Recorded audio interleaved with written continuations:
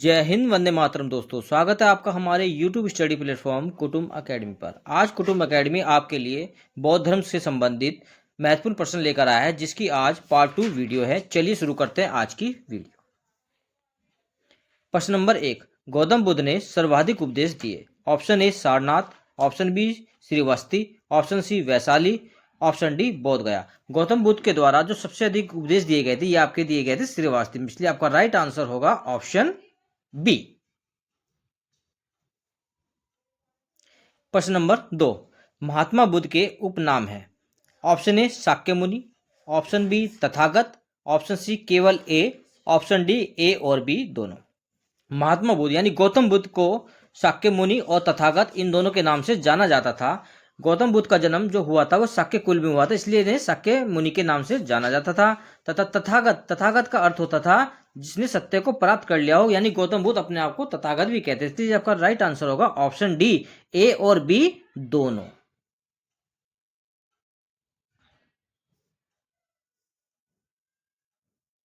प्रश्न नंबर 3, बुद्ध की प्रथम मूर्ति बनी। ऑप्शन ए गंधार कला में, ऑप्शन बी कतुरी कला में, ऑप्शन सी मथुरा कला में, ऑप्शन डी इनमें से कोई नहीं। गौतम बुद्ध की जो पहली मूर्ति बनी थी, यह आपकी बनी थी मथुरा कला में, इसलिए आपका राइट आंसर होगा ऑप्शन सी।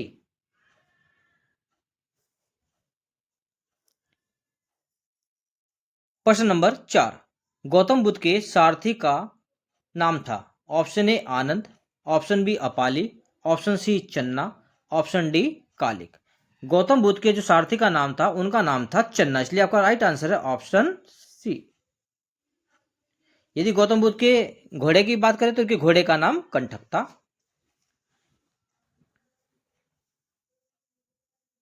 प्रश्न नंबर 5, निम्न में से कौन सा कथन सही नहीं है। आप हमें ये फाइंड करना है, यानी हमें ये देखना है कि इनमें से दिए गए कथनों में से कौन सा कथन सही नहीं है। ऑप्शन ए धार्मिक जुलूस की शुरुआत बौद्ध धर्म से हुई, ऑप्शन बी बौद्ध धर्म के बारे में संपूर्ण जानकारी त्रिपिटक से प्राप्त होती है, ऑप्शन सी बोधि वृक्ष को बंगाल के शासक शशांक ने कटवाया था, ऑप्शन डी लोमा ऋषि गुफा मध्य प्रदेश में है जो बौद्ध धर्म भिक्षुओं के लिए है, यानी बौद्ध धर्म भिक्षु के लिए बनी हुई है। पॉइंट ए, चलिए देखते दोबारा एक एक पॉइंट को। पॉइंट ए कहता है धार्मिक जुलूस की शुरुआत बौद्ध धर्म से हुई है, ये बिल्कुल ठीक है। जो धार्मिक जुलूसों की शुरुआत हुई है बौद्ध धर्म से ही हुई है, ये पॉइंट आपका बिल्कुल ठीक होगा। ऑप्शन बी कहता है बौद्ध धर्म के बारे में संपूर्ण जानकारी त्रिपिटक से प्राप्त होती है, बिल्कुल ठीक है। त्रिपिटक से बौद्ध धर्म के संपूर्ण जानकारी प्राप्त होती है, ये भी आपका ऑप्शन बिल्कुल सही है।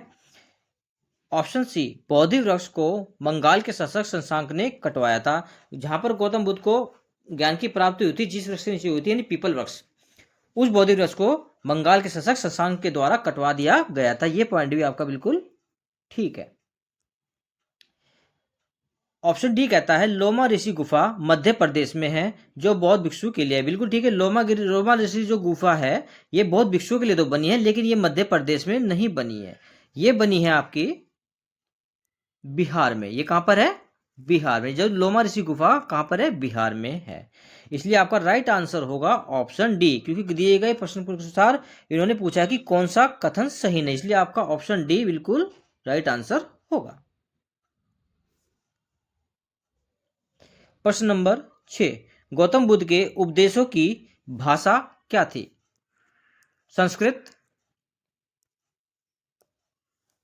हिंदी, पाली या फिर ब्रज। गौतम बुद्ध के उपदेशों की जो भाषा थी पाली भाषा थी। गौतम बुद्ध ने जो अपने उपदेश दिए थे किस भाषा में दिए थे? पाली भाषा में दिए थे। आपका राइट आंसर होगा ऑप्शन सी।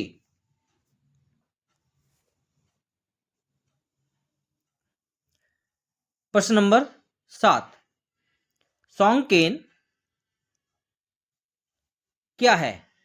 ऑप्शन ए बौद्ध धार्मिक स्थल है एक, ऑप्शन बी बौद्धों का पर्व है एक, ऑप्शन सी बौद्ध भिक्षु हैं, या ऑप्शन डी बुद्ध की शिक्षा। सॉन्गकेन, सॉन्गकेन एक बौद्ध पर्व है। यदि इसकी बात करें तो सॉन्गकेन, सॉरी,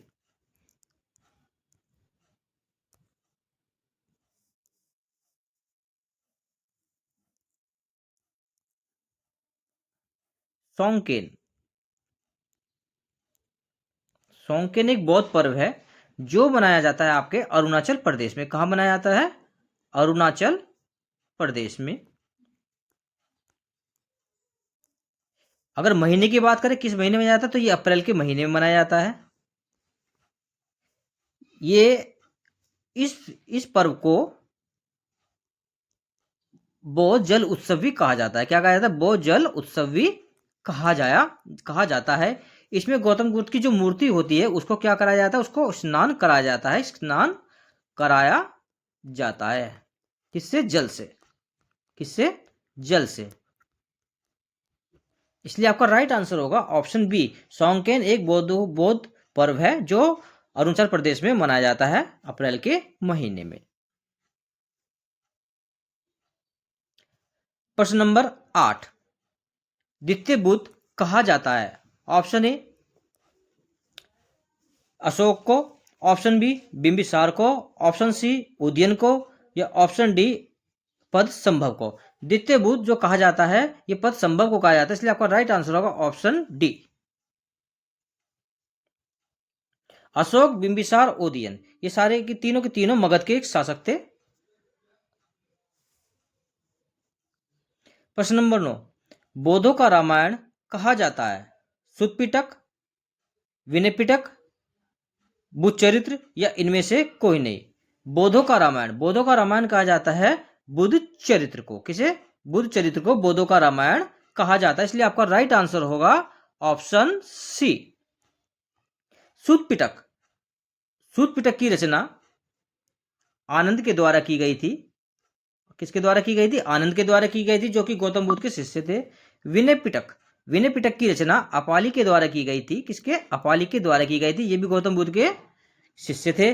बुद्ध चरित्र की जो रचना है ये अश्व घोष के द्वारा की गई थी। किसे? अश्व घोष के द्वारा इसकी रचना की गई थी। अगर भाषा की बात करें किस भाषा में है, तो ये संस्कृत भाषा में है। किस भाषा में? संस्कृत भाषा में। इसलिए आपका राइट आंसर होगा ऑप्शन सी, बौद्धों का रामायण बुद्ध चरित्र को कहा जाता है। प्रश्न नंबर 10, सही कथन का चुनाव करें। पॉइंट ए, बोध गया में पहला बौद्ध मंदिर सम्राट अशोक के द्वारा बनाया गया था। ऑप्शन बी, बौद्ध ग्रंथ अंगुत्तर निकाय में 18 महाजनपदों का उल्लेख मिलता है। चलिए देखते हैं एक एक पॉइंट को।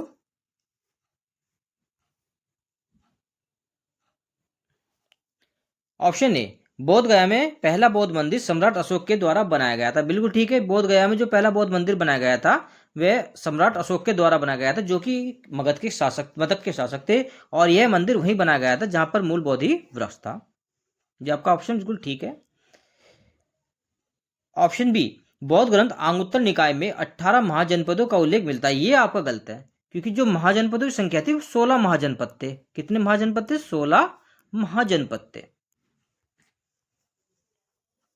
इसलिए आपका केवल ए पॉइंट ही बिल्कुल सही होगा। इसलिए दिए गए ऑप्शन के अनुसार आपका केवल ए सही है, पहला पॉइंट बिल्कुल सही होगा, यानी ऑप्शन ए आपका बिल्कुल राइट आंसर होगा।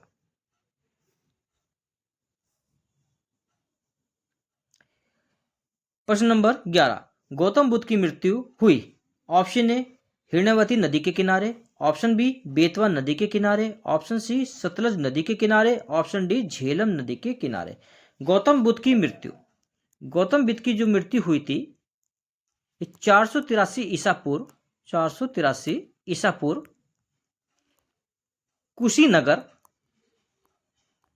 कुशीनगर के पावापुरी में हुई थी। कहां हुई थी? पावापुरी में इनकी मृत्यु हुई थी। और किस नदी के किनारे हुई थी? नदी की बात करें तो नदी का नाम था हिरण्यवती नदी। और यदि शासक की बात करें उस टाइम मगध का शासक कौन था? मगध का शासक अजातशत्रु।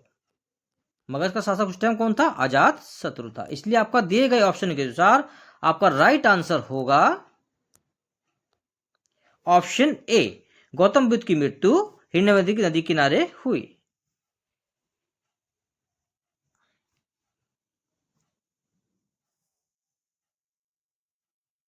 प्रश्न नंबर 12, महायान पंथ का विकास किसके शासन काल में हुआ? सम्राट अशोक के, काला शोक के, कनिष्क के, या इनमें से कोई नहीं? महायान पंथ का विकास, महायान बौद्ध धर्म में दो पंथ हैं, एक महायान और एक हीनयान। जो महायान पंथ होता है उसको कहा जाता है बड़ी नौका, और हीनयान जो होता है वो उसे कहा जाता है छोटी नौका को। जो महायान पंथ का विकास हुआ था ये कनिष्क के शासन काल में हुआ था, इसलिए आपका राइट आंसर होगा ऑप्शन सी। सम्राट अशोक, सम्राट अशोक के शासन काल में तीसरी बौद्ध संगति हुई थी। कौन सी? तीसरी बौद्ध संगति हुई थी।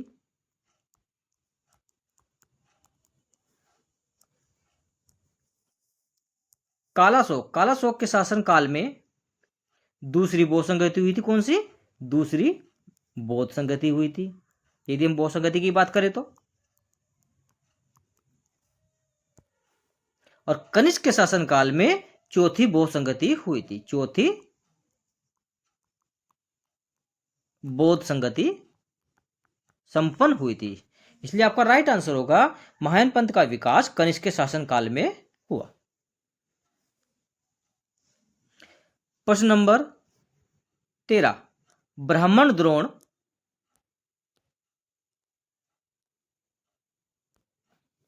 ने गौतम बुद्ध के अवशेषों को कितने भागों में बांटा? Option A 12, option B 10, option C 8, option D 11। जब महात्मा गौतम की मृत्यु हुई, जब उनकी अंत्येष्टि की गई, तो ब्राह्मण थे जिनका नाम था द्रोण, उनके द्वारा गौतम बुद्ध के अवशेषों को 10 भागों में विभाजित किया गया था। कितने भागों में? 10 भागों में विभाजित किया गया था। इसलिए आपका राइट आंसर है ऑप्शन बी। प्रश्न नंबर 14, गौतम बुद्ध को एक देवता का स्थान किसके शासन काल में प्राप्त हुआ?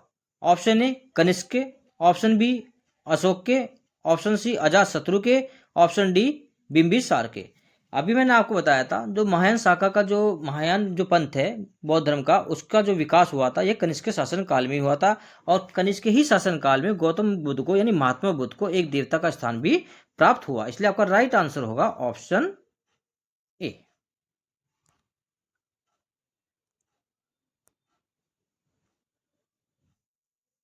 अशोक, अजातशत्रु और बिंबिसार, ये सारे मगध में इन्होंने मगध में शासन किया। आज बिंबिसार की बात करें तो इन्होंने हर्यक वंश की स्थापना की थी, और इनके पुत्र का नाम था अजातशत्रु, यानी इनके पुत्र का नाम क्या था? अजातशत्रु।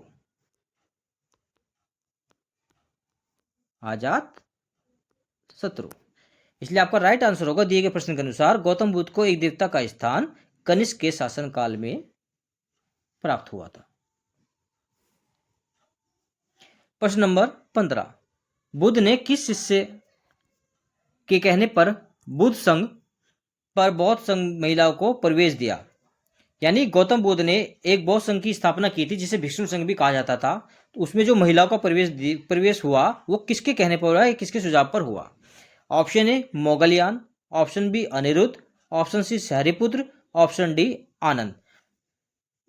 गौतम बुद्ध का जो सबसे प्रिय शिष्य थे वो थे आनंद, यानी आनंद के कहने पर ही गौतम बुद्ध ने वैशाली में, कहां पर? वैशाली में एक विष्णु संघ की स्थापना की थी, यानी बुद्ध संघ की स्थापना की थी, जिसमें महिलाओं को भी प्रवेश दिया गया था, वो भी आनंद के कहने पर। इसलिए आपका राइट आंसर होगा ऑप्शन डी।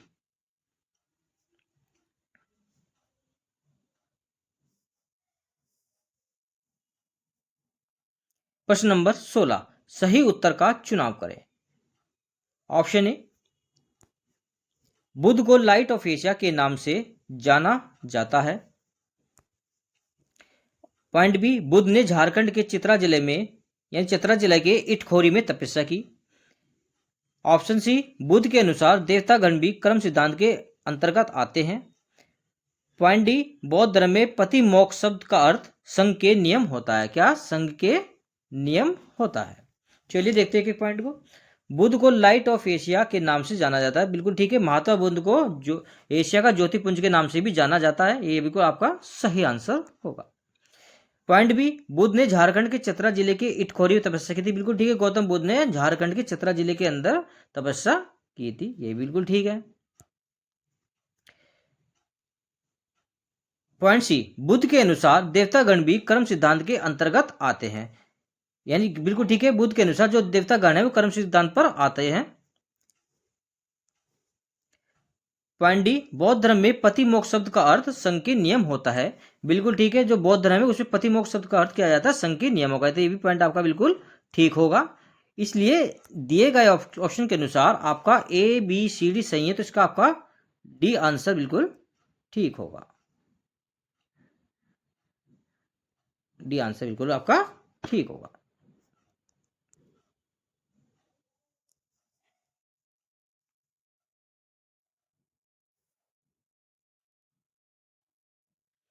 प्रश्न नंबर 17, बुद्ध के उपदेश किससे संबंधित है? आत्मा संबंधी विवाद, ब्रह्मचार्य, धार्मिक कर्मकांड, या फिर आचरण की शुद्धता व पवित्रता से। गौतम महात्मा बुद्ध ने जो अपने उपदेश दिए, उनके जो उपदेश हैं ये आचरण की शुद्धता और पवित्रता से संबंधित, इसलिए आपका पॉइंट डी आपका बिल्कुल सही आंसर होगा।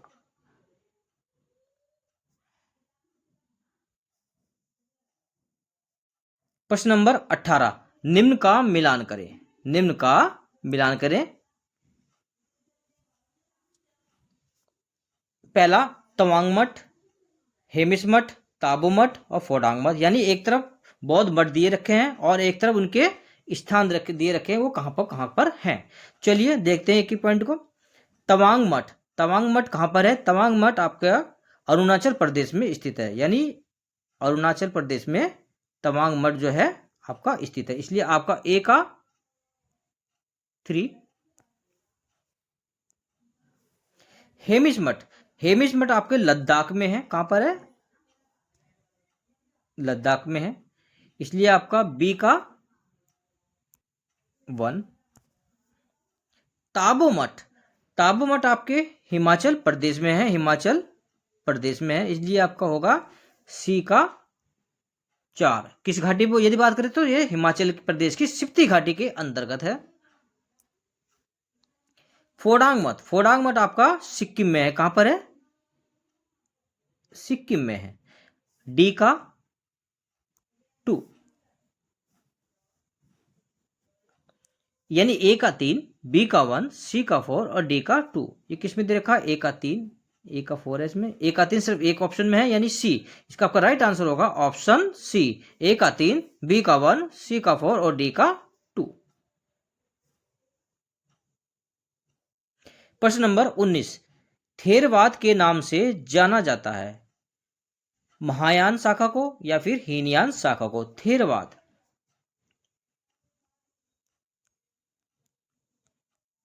थेरवाद और अस्थिवरवाद, थेरवाद और अस्थिवरवाद, ये दोनों नाम जाने जाते हैं। ये जाने जाते हैं आपके हीनयान शाखा में, हीनयान संप्रदाय में। इसलिए आपका राइट आंसर होगा ऑप्शन बी, यानी थेरवाद के नाम से जाना जाता है सिर्फ हीनयान, हीनयान को थेरवाद के नाम से जाना जाता है, इसलिए आपका राइट आंसर होगा ऑप्शन बी।